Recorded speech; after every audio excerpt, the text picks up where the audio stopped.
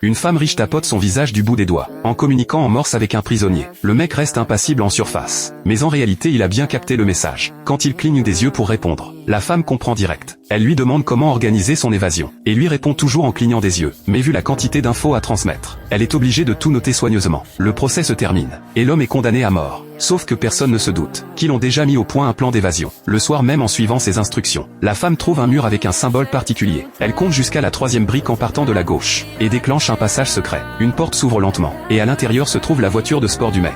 Elle prend le volant et fonce sur une route de montagne. Au niveau du panneau du kilomètre 37, elle repère une petite colline. Dès que le capot s'approche de la paroi, une porte de pierre s'ouvre automatiquement. La voiture s'engouffre à l'intérieur. C'est la planque secrète du bonhomme. La femme tape le code 4231. Un compartiment secret s'ouvre doucement, révélant des liasses de billets bien rangés. Elle en prend une, puis trouve des fioles cachées plus loin. Une jaune et une verte chacune avec un effet différent. Ce seront les pièces maîtresses de l'évasion. Une fois tout prêt, le plan se met en marche. La femme se rend d'abord au ministère de la Justice, pour rendre visite au ministre qui lui fait la cour. Ce type a un pouvoir énorme, et s'est enrichi à coups de magouille. Son seul point faible c'est cette femme. Et là c'est elle qui vient vers lui. Du coup le ministre perd complètement la tête, prêt à satisfaire tous ses caprices. La femme demande à voir le grand braqueur en prison, mais le ministre refuse pour des raisons de sécurité. Elle fait la moue et menace de partir. Le ministre cède direct, mais à condition de l'accompagner. Le soir il prétexte un interrogatoire du prisonnier, et présente la femme comme une agent spéciale. Il exige que toutes les caméras soient coupées dans la salle. Le directeur de la prison lui explique que depuis son arrivée, le prisonnier ne parle pas et ne mange pas, avec un regard vide complètement flippant. Mais le ministre insiste pour l'interroger, et fait même dégager tous les gardes. 30 minutes passent. Le ministre et la femme ressortent dépités, comme l'avait dit le directeur. Le prisonnier n'a pas lâché un seul mot. Le lendemain l'exécution commence comme prévu. On lui coupe le col de sa chemise. Même poussé sur l'échafaud, il garde un visage totalement impassible. Le directeur de la prison ne peut s'empêcher d'admirer son sang-froid. Mais le commissaire a soudain un déclic. Il se souvient des masques en peau humaine que le prisonnier collectionnait. Au moment où la lame s'abat, le commissaire se précipite pour tout arrêter. Mais c'est trop tard.